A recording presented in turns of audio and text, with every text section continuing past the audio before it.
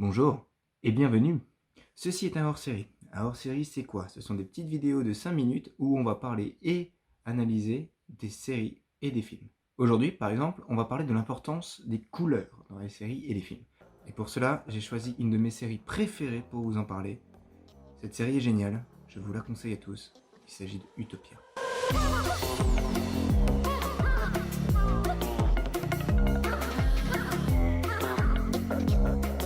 Alors, Utopia c'est quoi? Utopia c'est une série anglaise qui a été diffusée pour la première fois le 15 janvier 2013, qui raconte l'histoire de lui, elle, lui et elle.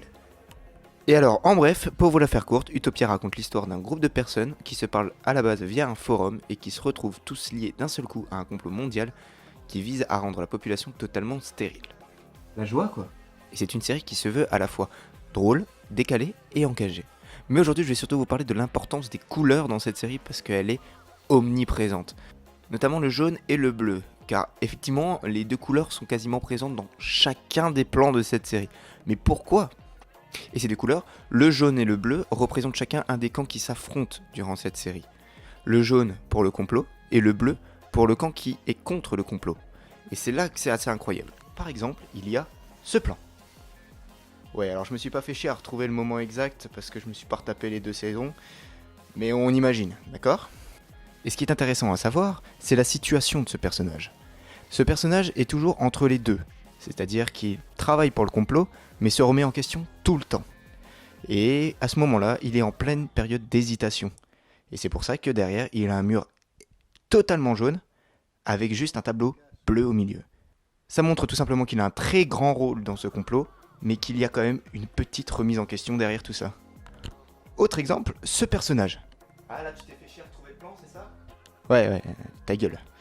Donc du coup, je disais, il y a ce personnage. Il est à un moment dans la saison 2 du côté du complot.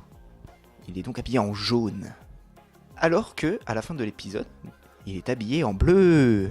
Et d'ailleurs, il pointe son arme sur Gogre Méchant, qui est lui habillé en jaune. Autre exemple du même genre, il y a ce personnage qui pendant toute la première saison est totalement méchant. Et pendant la saison 2, il change de côté et il est bien évidemment habillé en bleu dans la deuxième saison. Et c'est comme ça pendant toute la série. Surtout pendant la saison 2. C'est dans cette saison 2 que je m'en suis rendu compte de tout ça. Et c'est pour cette raison que j'adore cette série. C'est que les images en montrent encore plus que des fois les dialogues. Quand un personnage des fois arrive pour la première fois à l'écran, on sait directement de quel côté il se situe dans cette histoire. C'est pour ça que la mise en scène et les couleurs dans ce cas-là est tout aussi important que le reste. Et c'est exactement ce que je vais essayer de vous montrer dans ces petits hors-séries. Si ça vous a plu, n'oubliez pas de laisser un petit j'aime, un petit commentaire à la rigueur, de vous abonner. J'ai ouvert un Twitter, l'amateur en série, qui sera en description. Et donc voilà, j'ai plus qu'à vous dire à la prochaine pour la grosse vidéo sur Halloween qui sortira le 31 octobre. A plus. Ouais.